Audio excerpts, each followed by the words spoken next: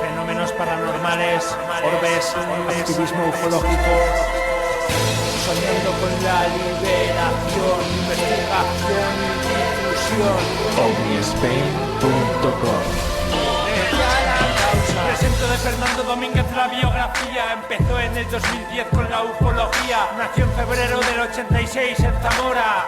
Es una persona que mucho explora. Ha llegado a ver ovnis en varias ocasiones, de los cuales hizo una foto y varias grabaciones. Está tratando de que abra los ojos gente ciega. En Uforix ha hablado de Federico Acosta Noriega. A Virginia Dafoe y Andrea Pérez Simondini les hizo una entrevista. Es un hombre perseverante y pacifista, por supuesto también honesto y audaz. Estuvo en persona con el contactado Sixto Paz. Hoy la puerta secreta al universo se sitúa en Ávila, porque vamos a hablar con Nando Domínguez sobre Mariano Melgar, que además tuvo un avistamiento siendo un niño con 6 o 7 años o algo así. Nando, muy buenas noches. Muy buenas noches, nada, encantado de estar aquí una semana más y hablar un poquito de caña a la ufología española. Oye, enhorabuena por ese vídeo que has hecho con el fondo de la puerta secreta, que hay que ver, ¿eh? ¿Cómo te lo curras? Nos lo hizo un compañero. Bueno, bien, un compañero que colabora mucho en la ufología. Sí. Y él es Eric y la verdad que es un difusor con sus vídeos y es un artista. Pero Eric Desde aquí le mandamos un saludo. Efectivamente, además, seguro que Eric lo hizo por amistad hacia ti, por ayudarte a ti. Entonces, pues estamos encantadísimos de la vida. Eric, ya sabes dónde tienes aquí una puerta, secreta o descubierta, da igual. Aquí la tienen. Tiene las puertas abiertas. Exactamente. Bueno, vamos a hablar de Mariano Melgar y además nos remontamos al año 38.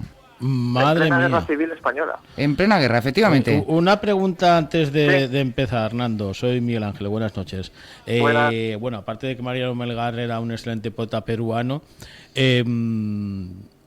¿tú crees que qué edad decía? 6 años. ¿Tú crees que con 6 años y más en los años 30, 40, cuando todavía no estaba definido el concepto ovni o UFO, el mundo de la ufología no existía ni siquiera, lo que este niño vio con esa edad, cómo puede posteriormente decir que era un ovni y no poder haber sido cualquier otro tipo de fenómeno aéreo o nave aérea, corriente o lo que fuese? De Algo hecho, le llamaría la atención, ¿no? Creo que al principio se creyó que era algún avión de Franco, ¿no? Sí, en un principio, pues claro, como estaban en plena guerra, el chaval, bueno, que claro, hay que decir que la historia la contó 40 años después del suceso.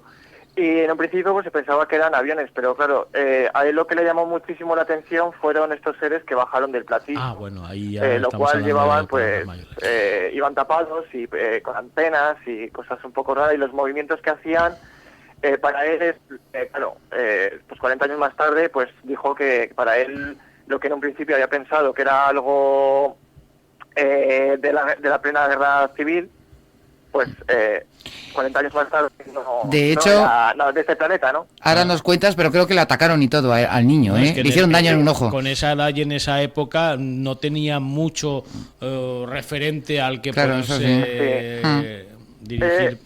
La verdad que yo creo que es uno de los primeros aterrizajes OVNI que consta en algunos archivos. No sé si será el segundo o por ahí que yo tenga constancia aquí en España. Pero la verdad que es muy antiguo este caso. Bueno, entonces nos situamos en 1938, en verano. Este niño, Mariano Melgar, cuidaba vacas de unos familiares, ¿no? Estaba en el campo. Y cuéntanos. Sí, él era de Madrid. Lo que pasa que por circunstancias de la vida y en aquella época, pues por la guerra civil, sus padres lo habían mandado con unos parientes a Ávila. Primero lo mandaron a otro pueblo, que no es Muñico. Pero claro, ahí tuvo problemas con la prima, que él llegó a maltratarlo y lo tuvieron que mandar con otros familiares. ¿Qué me dices? Ahí va, ¿sí? Sí. Sería más mayor la niña y entonces le estaría peleando todo el día con él. Y luego, pues claro, lo mandaron a Muñico, en Ávila, y allí pues estuvo cuidando el ganado, las vacas, lo cuidaba pues a sus familiares, ¿no? Fíjate, con 6 o 7 años, hay que ver. Y ya trabajando, bien sí, pequeño. El chaval, desde luego, mira, cómo han cambiado los tiempos, Sí, la verdad que sí. Pues mira, esto ocurrió en verano de 1938. Una calurosa mañana, sobre las 12 de la madrugada, pues él salió en su pueblo en dirección hacia un monte próximo que está a 2 o 3 kilómetros de este pueblo de Muñico. ¿Cómo que 12 de la madrugada? A ver, ¿era 12 de la noche o 12? 12 de la mañana. Perdón. Vale. 12 de la mañana, perdón, me he equivocado.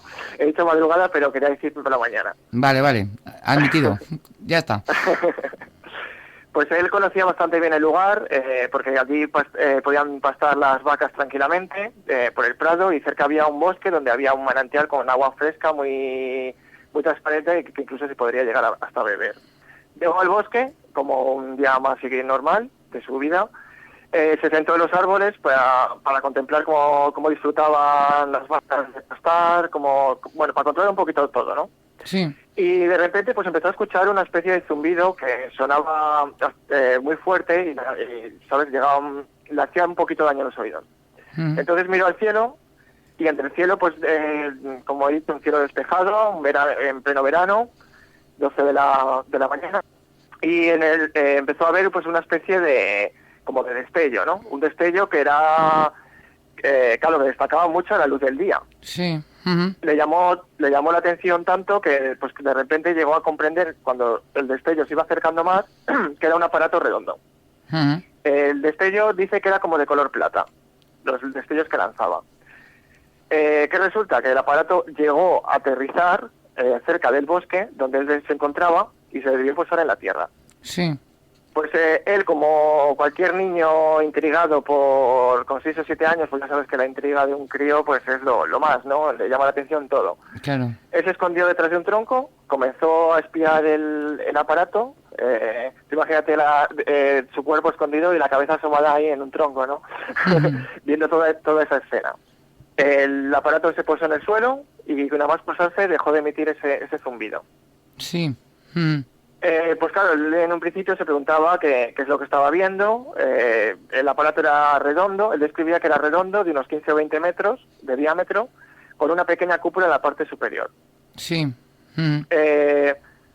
El aparato pues tenía 3 patas con las cuales se había posado en la tierra. Llevaba una especie de luces de colorines a su alrededor. Dice que concretamente en el lado más ancho del aparato, ¿no? Dichas luces se encendían y se apagaban continuamente. El aparato era de color como el aluminio, color plateado. Sí. Y también llegó a verle una especie de ventanas que eran redondas. He de decir que, claro, la historia la está contando 40 años más tarde, cuando Fíjate, tiene un poco más de constancia de lo que vio y puede dar más datos de ese caso, ¿no? Pero hay que ver con qué Nietzsche se acuerda, 40 años después, ojo, y siendo tan crío, hay que ver. Y bueno, de todas maneras, el único investigador que dio el caso fue JJ Benítez, que se debió llamarle por teléfono, y el hombre, pues claro, no comprendía cómo una persona podía estar interesada tantos años más tarde después de este ¿Y cómo caso, ¿no? cómo lo sabía JJ Benítez? Porque si no lo había contado nunca... Eso que no sé. No he llegado a esa información. Luego sé que el investigador Ángel del Pozo de Valladolid, que estaba hablando con él y tal, sí. Él se acercó también años más tarde, después de que JJ Benítez sacase el caso, pues él se acercó hasta Muñico y no pudo dar con el testimonio. De todas maneras, creo que él se lo contó de pequeñito a su primo. A lo mejor fue el primo el que se chivó a JJ Benítez, quizá ¿no? el rumor empezó a correrse por Claro. la zona de Ávila y, bueno, llegaría a los oídos de cualquier investigador, ¿no? Yo creo que fue de esa manera, porque, claro, él se lo contó a su primo, pero ahí quedó. Ya él se olvidó de la historia y pasaron los años, pues claro, hasta que una persona le llamó la atención y removió hilos para contactar con este testimonio. A ver si te das cuenta, 40 años después coincide con todo el boom del fenómeno y la oleada, ¿no? Porque posiblemente el primer avistamiento, el segundo avistamiento del siglo XX fue en el 76 en Canarias, pero oficialmente, según el Ejército Español, el primer caso de avistamiento ovni de este siglo, del siglo pasado, del siglo XX, fue en el 47 en Albacete. O sea, ni siquiera tenían a este clasificado como primer avistamiento ovni. Y antes Anteriormente, en el siglo XIX, ya hubieron 2 casos llamativos en 1826 y 1851. En el primer caso, en 1826, posiblemente fuera un bólido celeste. No hay manera de comprobar esto, pero sí salió reseñado en la prensa de la época, en este caso concreto en el Diario de Cádiz, que se hizo eco de la noticia. Pero el caso más llamativo fue el de 1851 en Villaviciosa de Odón, en Madrid, Sí. en la noche del 16 de mayo, que se observó una cruz luminosa delante de la luna que desapareció tras varios minutos. Toma ya. Que también fue Creo recogido que en leí bastantes algo, sí, documentos pero de la época. No estoy muy informado de ese caso. Bueno, ya lo contaremos otro día, ese caso. También Habrá que interesante. indagar en la hemeroteca.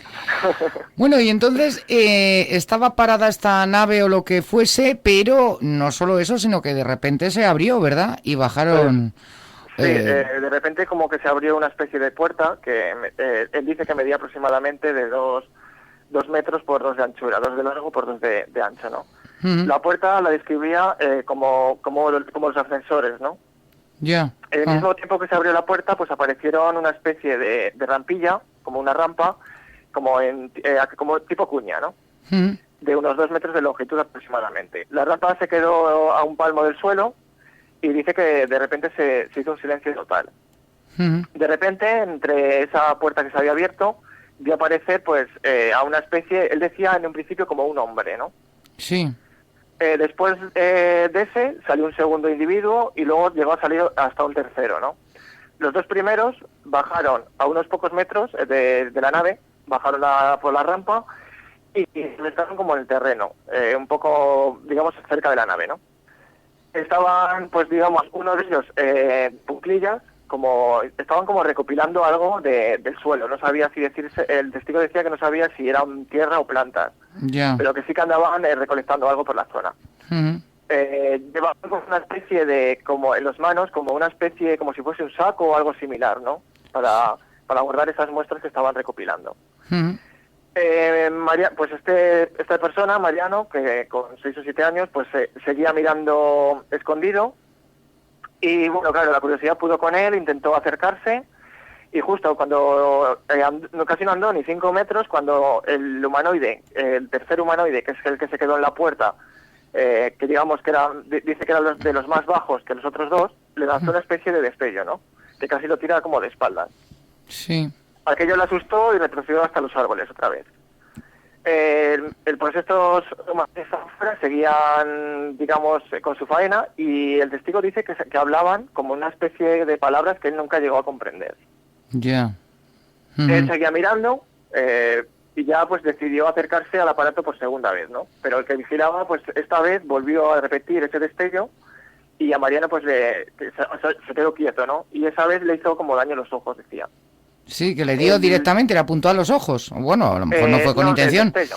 Ujú. Yo me imagino que sea que a la hora de darle otra vez con este rayo láser, o llamémoslo como queramos, como que le deslumbró un poco los ojos y le hizo daño en los ojos. Claro, que sí, sí, es lógico. Este humanoide lanzó el destello pues con una especie de aparato que dice que no sabía si lo llevaba en la mano o lo llevaba en la muñeca, ¿no? Pero que le había lanzado con la mano derecha, al parecer.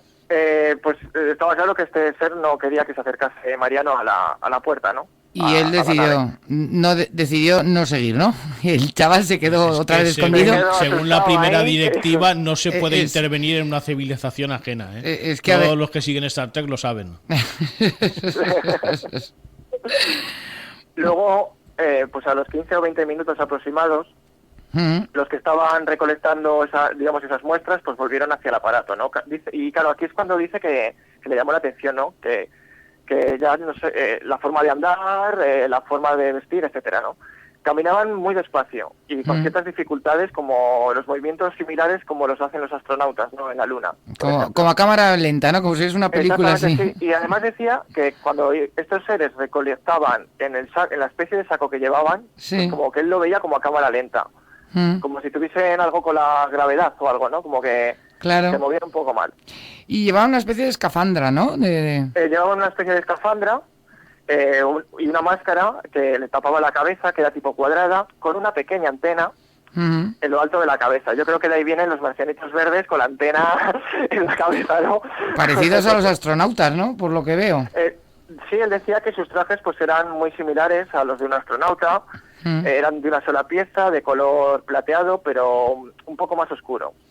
Los pantalones que llevaban estaban recogidos dentro de unas botas a la altura de las espinillas, y dice que tenía cierta semejanza con lo que se conoce con los pantalones bombachos. Oye, yo creo igual eran los que llevaba Tintín, ¿no? Los pantalones esos de golf. Sí. yo creo que igual eran mujeres, porque tengo entendido que llevaban unas botas con mucha plataforma, ¿eh? Y a lo mejor eran más bajitos y por eso se ponían plataforma como aquí, ¿no? En la tierra. Sí, eso decía, que las botas, que lo que más le llamó la atención fue las botas que llevaban una especie de plataforma enorme, pero que eran del mismo color del traje. Yo cuando he estado leyendo la historia me imaginaba las botas de los drag queen, ¿no? Sí, algo parecido de los superhéroes. Algo muy ancho, ¿no? Sí. Quizá por eso tenía los movimientos estos extraños, está bien, porque que tanta plataforma, pues claro. Y de noche igual... No, que era por la mañana. No, de día. Que eran las 12 de la mañana, o sea... 12 de la mañana, sí. Bueno, y entonces esta gente, los humanoides o lo que sea, al final terminaron de recolectar, supongo que se llamaban piezas para poderlas investigar, se van, ¿no? Se montan en la nave y desaparecen. Exactamente, sí, se suben en la nave, cerraban las puertas, se recoge, no sé si primero se recogió lo que es digamos la escalera, y luego se cerraron las puertas. La nave pues empezó a elevarse a 50 o 100 metros de altura aproximadamente, y es cuando veía por la parte de abajo como un montón de lucecitas. Ay, además creo que se despidieron de él y todo, ¿no? Sí, mira, es verdad, sí. Uno de ellos además como que le saludó así en forma de despedida. Fíjate, qué enrollado. Y claro, pues cuando se despidieron, pues como que se elevó y se dirigió hacia el barco de Ávila, hacia la zona del barco de Ávila. No se dieron teléfonos, ni besitos, ni nada de nada, ¿no? Solo yo creo fue que quedó con la bastante mano. escarmentado por eso, ese rayo que le disparó. Claro, no estaba Hombre, ciego. la verdad es que nos lo tomamos un poco a broma, pero a mí me da la impresión de que todo esto es una fabulación que él ha construido posteriormente a una experiencia que tuvo cuando tenía 6 años en plena guerra civil, pues a lo mejor alguna nave experimental de los alemanes o alguna cosa de estas. Y yo Igual en su imaginación... Mira, él decía que destacaba en el libro JJ Benítez, en la punta de iceberg, que es donde he sacado esta información. Él comentaba que hoy sé que aquello no tenía ninguna relación con nuestra guerra. Son palabras textuales del testimonio. Y luego hizo un dibujo también que se ve, pues parece como, el dibujo pues parece como, no sé, digamos, como una especie de casa redonda con una cúpula arriba y otra ventana arriba, y la puerta pues típica, ¿no? Y luego tiene aquí puesto 3 o 4 patas, levantado con unos 50 centímetros. Oye, y este crío, cuando le pasó eso, ya más siendo un niño, dice, pues, lo normal es que fuera corriendo a contárselo a todo el mundo, ¿no? ¿Por qué se cayó?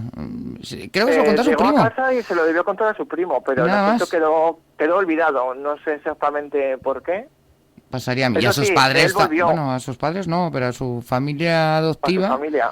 No hubiera sido lo lógico, ¿no? Hombre, fue algo lo suficientemente llamativo como para que si se lo contara a algún adulto le dijeran que estaba mal de la cabeza y lo llevaran a un médico. Pero ten en cuenta que tenía 6 o 7 años, ya, que es que era un crío, no piensas en eso a esa edad. Pero con esa edad o no le haces caso o dices que todo es invención de él. Te falta tiempo para irlo contando por ahí, en el colegio, en todos los lados. Fíjate lo que he hecho. A las vacas que estaban ahí pastando, fijaros. Él también, mira, además él decía también que se quedó muy asustado y dice que estábamos en plena guerra civil y pensé que podría tratarse de aviadores. Claro, imagínate también en aquella época, en plena guerra civil, pues que el chaval tuvo miedo también pensando que lo iban hasta a matar. Ya, claro. Y yo creo que le llegaría a impactarle en un momento esto en su vida, como que le causaría un... Igual le traumatizó, ¿no? y por eso se quedó, su propio cerebro lo eliminó, ¿no? Sé que volvió a los pocos días a la zona, también, por curiosidad y tal, y claro, llegó a observar como un círculo de la zona donde había aterrizado este objeto, en la zona de la hierba, como que estaba también como chamuscada. Claro. Pero que debió quedar una especie de huella. Si le hubiera puesto en conocimiento de quien fuese, un adulto, pues hubieran ido a analizar esa zona quemada, y en fin, hubiéramos tenido más pistas, no apenas. Más datos. Claro, 40 años después. Yo he mandado un mensaje a un Facebook de Muñico Ávila, A ver si con una poca suerte me responden, y si me responden, pues ya os contaré lo que me respondan, claro. De todas maneras, Nando, yo creo que el caso de avistamiento, incluso de encuentro en la tercera fase propiamente dicho, más o menos relacionado con el tema de la guerra civil, por supuesto, es el de una persona fuera de toda duda, como el historiador y filósofo Pons Prades, que luego escribió aquel libro que lo editó Planeta, que además él lo ofreció a Planeta, y Planeta, el señor Lara, dijo pues adelante, porque era un tío muy de fiar. Sí. Es el de lo que nos narra en el mensaje de otros mundos, ¿no?